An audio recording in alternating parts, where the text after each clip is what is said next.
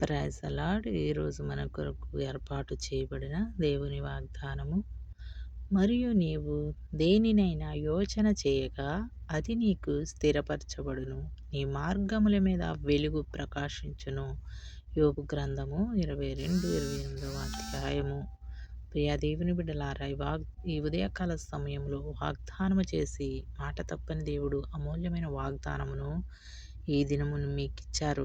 ఈ వాగ్దానములో ఎబేజు దేవునితో యోచన చేసినట్లుగా మనం చూస్తున్నాము. ఎబేజు దేవునితో వాగ్దానం చేసి, అయ్యా, నీవు నా కష్టాల నుంచి, నా శోధన నుంచి, ఇరుకు ఇబ్బందుల సమస్యల నుంచి నన్ను దూరపరచు, నా మార్గమును వెలుగును ప్రకాశించయ్యా అని ఎబేజు దేవుని ఎదుట యోచన చేశాడు.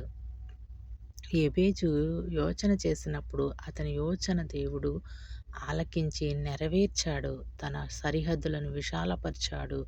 ఆయన మార్గంలో వెలుగును ప్రకాశింపజేశాడు. విశ్వాసముతో మనము కూడా ఈ ఉదయకాల సమయంలో ఎవరైనా విశ్వాసముతో ప్రార్థించినట్లయితే ఆయన నీ మార్గముల మీద వెలుగును ప్రకాశిస్తాడు.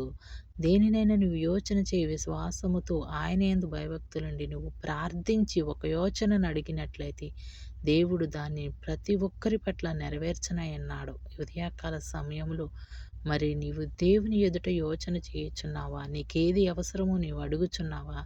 నీవు యోచన చేసి యథార్థముగా నువ్వు ప్రార్థించగలిగి ఆ ప్రార్థనలో నీ యొక్క యోచన నువ్వు అడిగినట్లయితే దేవుడు ఎబేజును నెరవేర్చిన యోచన నీ పట్లను నెరవేర్చనయన్నాడు. మరి నువ్వే కష్టంలో ఉన్నా, ఏ మార్గం గుండా వెళుచున్నావో, నువ్వే ఇరుకు ఇబ్బందుల మధ్య నలిగిపోతున్నావో దేవునికి యోచన చెయ్యి. ఈ యోచన దేవుడు ఆలకించాలంటే నీవు విశ్వాసం ఉంచాలి. విశ్వాసంతో నీవు ముందడుగు వేసినట్లయితే దేవుడు నీ యోచన నెరవేర్చనయన్నాడు.